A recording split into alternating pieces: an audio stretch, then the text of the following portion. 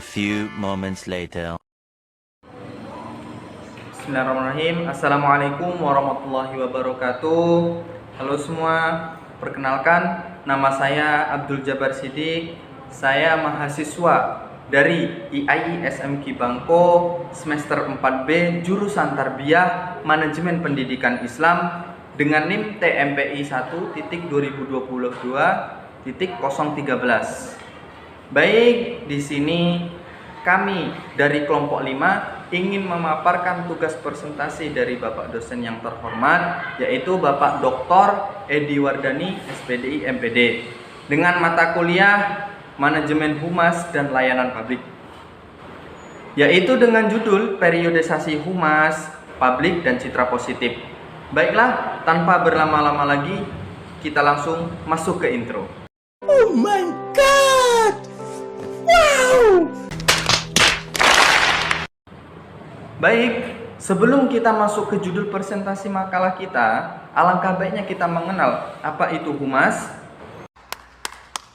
Menurut Astri Rumondang Banjarnahor, DKK dalam buku Manajemen Komunikasi Pemasaran 2021, humas merupakan praktik pengelolaan informasi antara individu atau organisasi dan masyarakat. Sebagaimana dikutip dalam buku Communication Skill 2017 karya Henny Kustini, mendefinisikan humas sebagai berikut.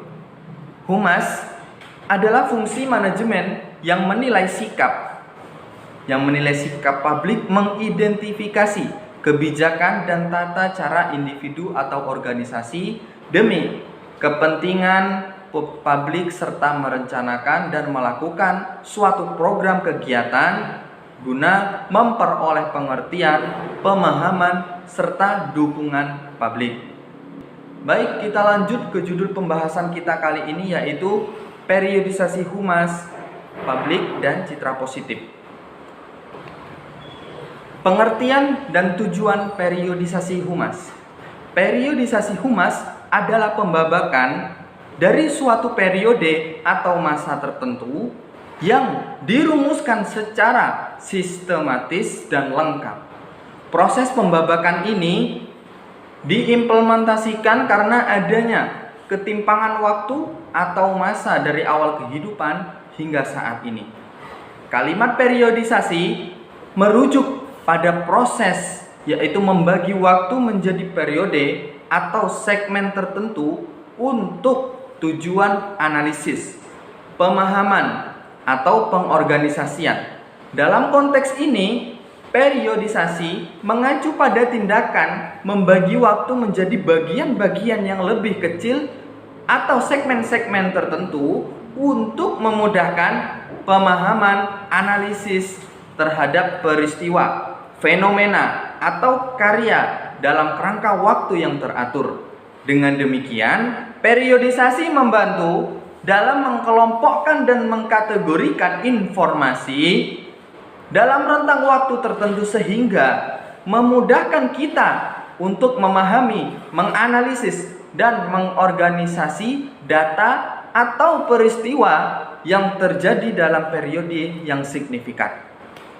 Nah, jadi dari pengertian di atas tadi dapat kita simpulkan bahwa periodisasi humas dapat diartikan sebagai suatu kepentingan usaha yang berencana yang menyangkut iktikad baik, rasa simpati, saling mengerti, memperoleh pengakuan penerimaan dan dukungan masyarakat melalui komunikasi dan sarana lain atau media massa untuk mencapai kemanfaatan dan kesepakatan secara bersama-sama.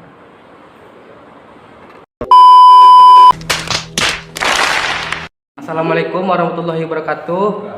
Perkenalkan, nama saya Rudi Putra dengan NIM TMPI 1.2022.032. Baik, kami di sini dari kelompok 5 ingin melanjutkan presentasi dari Bapak dosen Dr. Edi Wardani, SPDI MPD, yaitu citra positif. Menurut Ardianto, citra positif humas adalah proses yang melibatkan berbagai strategi dan taktik komunikasi yang bertujuan untuk membangun dan memelihara persepsi positif tentang suatu organisasi atau identitas di mata masyarakat. Hal ini dilakukan dengan cara mengelola informasi, pesan, dan interaksi dengan berbagai pemangku kepentingan seperti karyawan, pelanggan, mitra bisnis, dan masyarakat umum. Citra positif humas meliputi beberapa langkah penting. Pertama, organisasi perlu memiliki pemahaman yang jelas tentang nilai-nilai, tujuan, dan identitas mereka.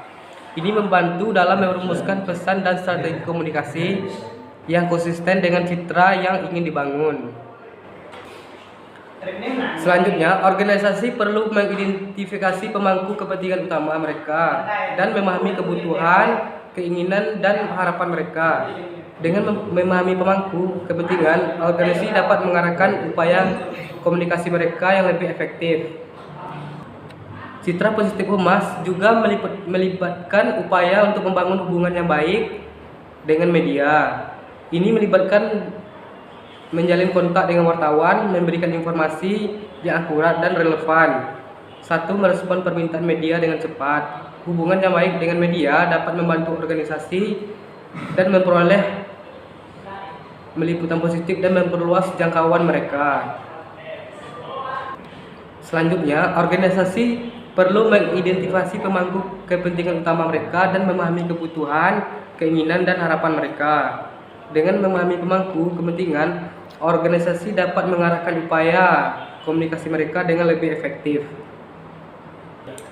Nah, jadi kesimpulannya adalah citra positif humas merujuk pada upaya untuk membangun dan memelihara citra positif suatu organisasi dan identifikasi di mata masyarakat.